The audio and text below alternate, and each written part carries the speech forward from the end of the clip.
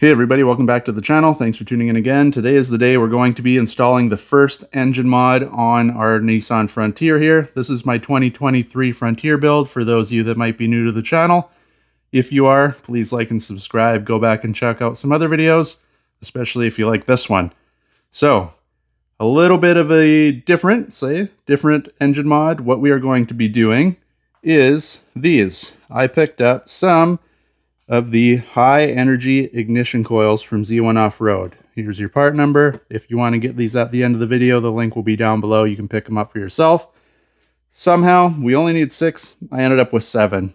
Is what it is. It's always nice to have a spare, so it is nice that they sell them in singles, but you can get it both ways. Either the complete kit, which they'll send you out 6, or singles. These things do fail over time. It is what it is. Stock ones, aftermarket ones, they're all going to fail eventually.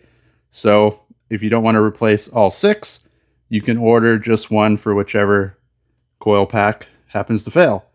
Now, reason I'm going to install this, and now you might say, well, this is a weird mod to do first.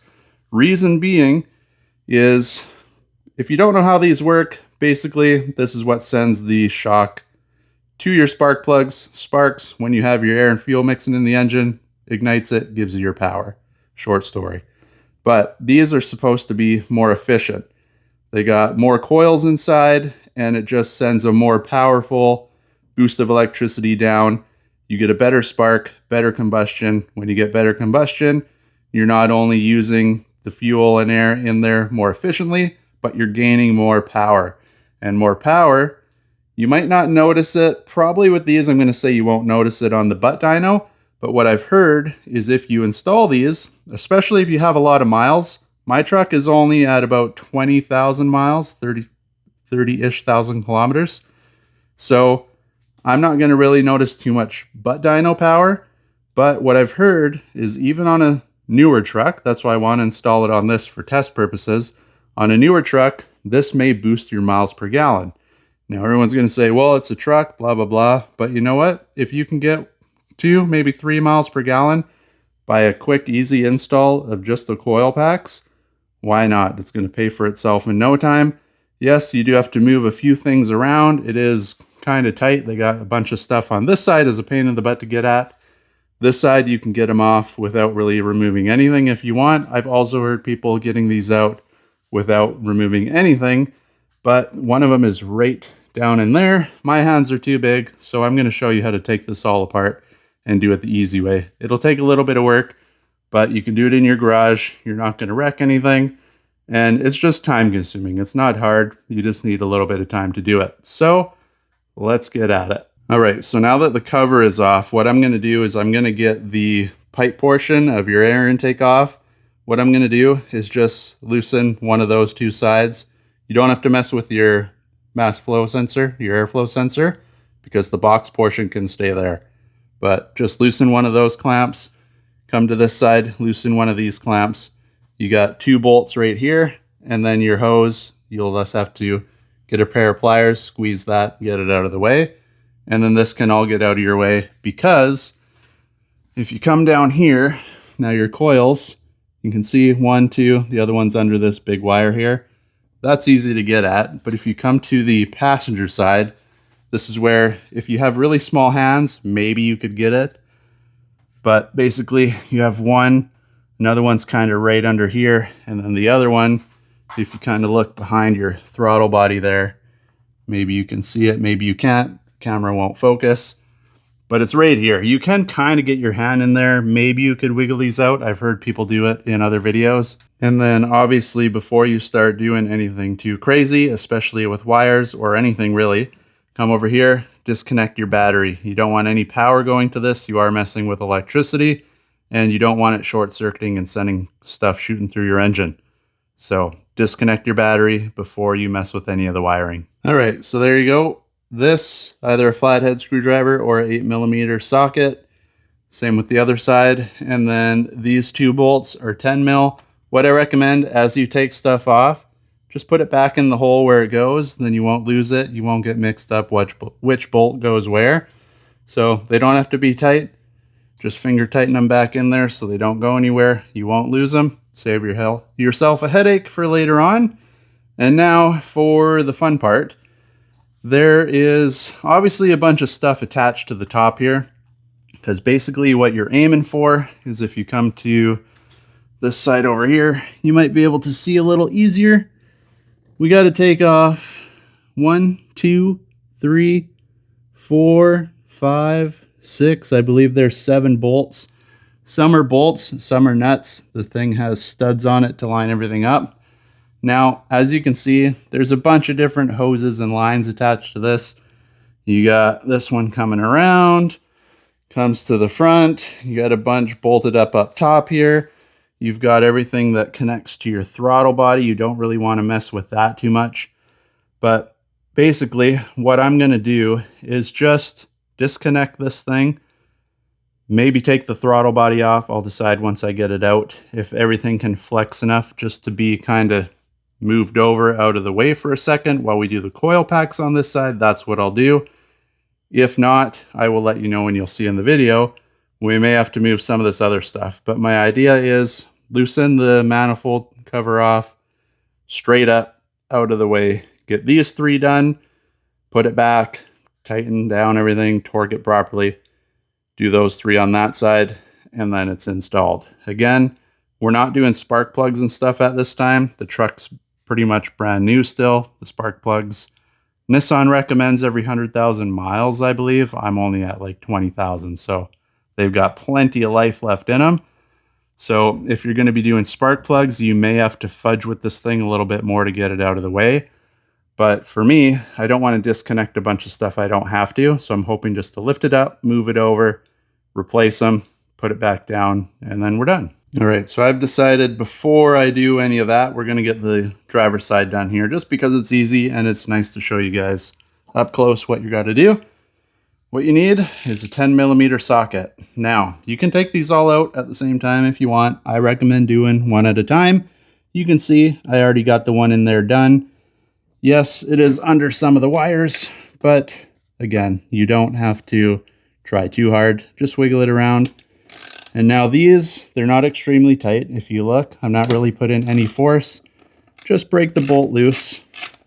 Unthread it a little bit. You don't want to lose these down the engine bay. So loosen it off enough where now you can come in here and just loosen it off the rest of the way with your fingers.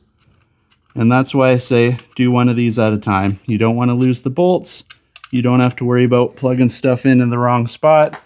These wires are kind of only built long enough to fit on one. Like you wouldn't be able to connect your spot 1 into spot 3. It wouldn't reach, but again, just less headache. So now that it's out, come take your plug. You can do this in any order you want. Right here is just kind of a little squeeze tab. I know the camera won't focus, maybe if I move my hand, but you can hear it clicking. So you want to just push it so it clicks, wiggle it, and your connection comes out just like that. This stuff, because of course, like this one's under things, everything moves, everything wiggles. So grab it, give it a little twist, and out she comes, just like that. And now keep in mind, these are flexible. You can see, don't flex them like crazy because you will break it, but you have that little bit of movement to get around everything. And then basically that's your old coil. Easy as that. Sometimes, if you're watching this video way in the future or your truck has a bajillion kilometers already, sometimes, let's see if I can get it off. No, this plastic wears out and the top will come out, but this plastic portion will actually stay stuck down there in the hole. And again, this is where if you're changing your spark plugs, there she be down in the hole. But sometimes this stays in there, not the end of the world. Just grab a pair of needle nose pliers or whatever, squish the top and yank it out. It is just suctioned onto the tip of your spark plug. So again, over time they may get stuck, or, you know, even on a brand new engine. Sometimes if you pull this out, it's going to get stuck. It doesn't want to come out. Again, just grab a pair of needle nose, give it a yank, and she'll come right off. And now you grab your new Z1 Off-Road coil. You come in here, find the sweet spot, Drop it in. It doesn't have to be the right way around. Just get it in there so it's close. Once you get it under everything, now you can focus on getting it kind of lined up. Get it close to where it's got to go. Give it a push. You'll kind of feel it, and you can even hear it maybe. It kind of clicks. What that is this opening up. So say my finger's the spark plug, you're pushing it on. This thing's kind of expanding and suctioning onto the tip of the spark plug. That's what you're looking for. Get the hole close. Of course, this is why I say do one at a time. Grab your bolt so you don't lose it. Come over here, put it in here, get it started finger tight. That way you know you've got it in the right line. Get it started. Grab your ratchet. Come over here. Tighten it down. Again, this thing doesn't have to be crazy tight. You just want it hand tight, just like that. Wait till it's all the way there, and then just give it a little bit of oomph. It's in, and then all that's left to do, come down, grab your plug, wait till you hear the click, and she's done. All right, now that we got those three on, we'll work on getting the cover off. A little note beforehand, this one you have to unplug before you pull it out, and then you can wiggle it around out this way around the wire. Just got to unplug it because it's a little bit short, but as you can see, you can get it in. And then, like I said, when you tighten them down, just hand tight, give it a little bit of a crank. They got little steel spacers in there, so you don't have to worry about breaking anything, but don't go too crazy either. And then to take this cover off, you can see 1, 2, 3, 4, 5, and there's another one hidden. Same idea as that one in the back. You will need kind of a medium size extension, because without an extension, you're too far down, but with a long extension, of course, you're too tall. So you'll need a medium size extension, get it in there. It is a 12 millimeter, all those bolts, break them all loose, and then we can move on to the next step. Now, as I mentioned earlier, I was hoping just to pick this up and move it over, but after I took a little bit of a closer look, you can see this little line right here coming off your throttle body. You're not going to be able to really move this too much. So what I'm going to do is disconnect the throttle body. It's just your 4 bolts right here, and it'll come off, and then it can just lay here. The hoses are strong enough to hold it up temporarily. All right, so once it's off, again, just let it hang like that. I use a T40 Torx bit, or T30, sorry, and T30 Torx bit to get them out. It's just 4 bolts and a washer, just like that. Again, put them aside so you don't lose them. Next step, we're going to get those 2 bolts out. They're 12 millimeter, so same as the top ones. You will need an extension for this back one, just because you can see they're a little bit sunk in, and straight on the socket, you don't have enough room to get enough leverage on there to break it. So you will need a small extension, as we did for the back there. Okay, so once the throttle body is off, and now I learned a little something today, so we're actually going to change up our plan here. If you're not doing the spark plugs, because like I mentioned, we're only doing the coil packs, we're not changing spark plugs, you don't actually have to move the whole cover out of your way. So a lot less work, a lot less chance of getting stuff in, because you can see my motor is covered in dust. I probably should have cleaned it before I started any of this. But if you don't have to take that off, I wouldn't recommend taking it off. It does have a rubber gasket underneath it, so it's reusable as long as it's still in good shape. Of course, again, if you have a ton of miles on your truck, probably best if you're going to take this off just to order the gasket. Z1 sells those as well. I think they're like 10 bucks. Super cheap. It's just a piece of rubber. If you look right there, that's actually the gasket. They have little guides. That's actually the gasket sticking out.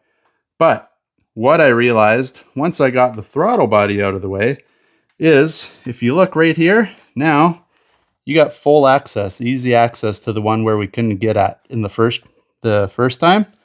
So we don't actually have to remove this whole thing. You can do it. This is what I mentioned. I've seen some guys talking about being able to do it, but looking at the engine, I was thinking, well, how the heck would you get in there? But now doing it myself, once you get the throttle body out of the way, there's your first one. Second one is that bolt right there.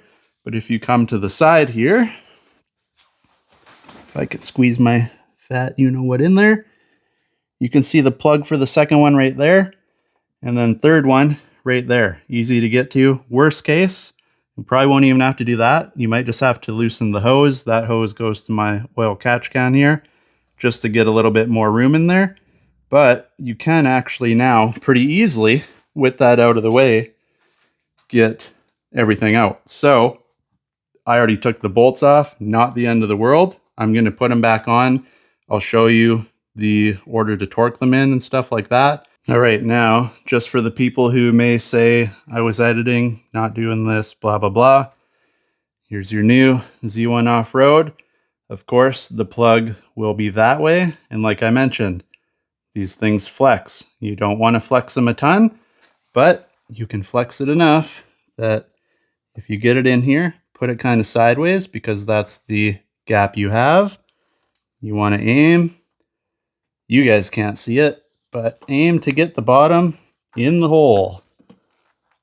Once it's in there, you can kind of work it in, push and twist at the same time, and it will go down eventually.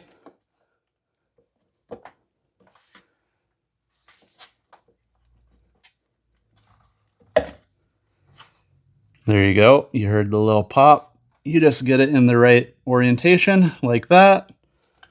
Again, just push. Keep your bolt kind of lined up as close as you can. If you guys listen closely, maybe the camera will pick it up. You hear that little click? That's your suction over your spark plug. Now you know you have it seated properly. Get your bolt. Again, make sure you don't lose the washers. I didn't mention that before. You have a little lock washer and just a bigger flat washer on there. Make sure those stay on. And then as I mentioned before as well, you have the little steel spacer in there. So as long as you kind of get that lined up, you can crank her down and not worry about cracking any plastic. You're not going to worry about cracking the casing on the new coil or anything like that. It can take a little bit of torque, enough torque to keep itself down and not break itself. So then all you got to do, crank it down, reach back behind there, click in your plug, and your install's complete. All right, one last thing to show you. That one closest to the firewall will be easy to get out. Middle one's easy as well. It's just where the bolt is located is right under here. So you need a small ratchet. And what I've done is I just kind of reach around from both sides. You can see my ratchet is on the bolt there right now. So right hand in there just to crank it tight, and then wrap your other hand kind of like you're hugging it just to hold the ratchet on. And then with this hand, I just went around here and you can ratchet back and forth. It gives you enough play here to be able to torque it back down. So easy to do. It's just you kind of need to get in from both angles. And then as for the last one, it's just undo the bolt. That one will come straight out. Nothing really in the way other than a couple hoses that flex. So we won't have any issues with that one. All right, so of course we didn't end up taking the top off here. So get your bolts back in, 1, 2, 3, 4, 5, 6. Torque it down, 96 inch-pounds, or I believe it's like 10 foot-pounds, so it's not much, but you want to make sure you torque it down properly. And just go 1, 2, 3, 4, 5, 6 type of deal like that. And you shouldn't have any leaks or issues after that, as long as you torque it down. And again, we didn't actually loosen it off enough to actually pop it out of there, so it wouldn't have moved. But if you do, and you end up taking this whole thing off when you put it back together, you want 96 inch-pounds to torque it down. All right, then you're just gonna go reverse order of everything else. Once you get that torqued down, put your throttle body back on, the 4 bolts. They don't have to go super crazy with the tightening again. They have a lock washer on them. It's gonna help keep it tight. But again, use your own judgment, get it as tight as you think it needs to be. As long as it's straight and not rattling around, you're gonna be fine. Put your 2 bolts in the side there. I got to tighten them in still, but put those back in. And then we're going to throw our pipe back in here. Make sure you don't forget to connect this hose back up, or you're going to get a code thrown on you right away. All right, so once you get the piping back on, just make sure you get these all seated properly. So you can see your throttle body has a little nub on the top there. Make sure your rubber's all the way on. You want this thing all the way on the throttle body before you tighten down the hose clamp. And then on this side, you have the little cutout in the actual rubber portion, and again, a little nub on the plastic. So fit the nub into the cutout. Again, tighten it down. You just want it to bite against the rubber, so you don't have to go crazy tightening them back down. Just make it bite. It won't go anywhere. 2 10 mil bolts, tighten them down. They don't have any torque spec, just make them tight. Put your hose clamp or your hose back on. Move the hose clamp back in place. Last but not least, grab your cover. And one thing I actually forgot to mention, now that I got it all back together, is, as you remember, we didn't end up taking the middle portion off because I found you could reach your hand through there. What you need to know is you got your 6 bolts, but if you look inside there and there, you got 2 more. So of course you're going to have to take them all out, but I ended up getting my hand in there before it had to happen. So if you get those 6 bolts out and you can't figure out why the thing's not coming off, it's because you didn't get all the bolts out. There's 8 of them. All right, guys, there you go. Install is complete. It's easy. If you haven't done anything like this before, I'd say give yourself a couple hours. If you've tinkered around with engines a little bit in your life, maybe an hour, hour and a half tops, and you'll have these in. Super easy install. And again, if you're wondering why I just did these, they're the high efficiency, high energy, whatever you want to call them. If you're going to supercharge the truck, Z1 makes a supercharger, pick these up. You're already spending that much coin. These are going to fit perfectly and go along with the supercharger. Great, because you're going to need them in that case. But people might wonder, well, for a stock truck, why would you do it? I've talked to a few people, and they say that you can feel the power difference. I don't know if I will or not. I'll let you know in the video when it comes out. But what they did say is with just this, they've been able to gain between 2 to 4 miles per gallon on the truck, which is actually a huge amount. Doesn't sound like much in the big scheme of things, but with a truck like this, I've got the tires, the lift, the overlanding stuff on the back, and now we're starting to do some stuff in the engine. Of course, we got the bumper and all that up front. If I can gain even 2 miles per gallon, maybe a little more on the highway, that's a huge amount. It's going to add up over time and pay for these things in no time. And then again, if you're just changing the stock coils out because one failed, this is a great alternative. You can order it from Z1. You can see here, they fit, they work great. And then also, what I do recommend is if you're like me and you're changing them out just to change them or upgrade, keep the old ones, because it's not anything about any company, but these things will fail over time, whether they OEM, aftermarket, whatever the case, they just fail over time. They're not going to last forever. So if something happens, yes, we do have an extra Z1 right here. You can find which one's faulty, swap it out. You only have to do one. Or if they all start going, you can either put a whole new order in and get a whole new set from these guys sometime down the road. Or if you didn't really think you found that much of a difference, your OEM ones can go back in. And again, if you have these sitting in the garage, worst case, maybe the truck's not working, something's really haywire, you have it in your garage ready to go for a fix instead of having to wait for shipping and stuff. So it's good to keep them just for backup, but these will last a long, long time. These Z1 off-road guys, they don't make crap products. They're all very good. Everything fits, everything works well, and they've tested them all out on their own vehicles. So you know it's going to be good enough to send out and put into ours. So there you go, guys. The install's all done. Everything's in. Like I said, stay tuned for a couple more weeks, and I will get the video out here showing exactly how this thing is going to work in real life. Whether I found it to have a little more power, whether I find the gas mileage is better or worse, you never know what happens. I'll let you know. But make sure to like and subscribe. Share with your friends if you want to see that. And I've got a big road trip coming up here too, so I'm going to have a highway, kind of highway city version. You can get both. Like I said, I'll do a couple fill-ups. I'm at half a tank now, so we can combine the two, have a before, a combination, and an after of these things. So we'll see if it all works. Again, if you like the video, like and subscribe. Hopefully we catch you in the next one, and thanks for watching this one.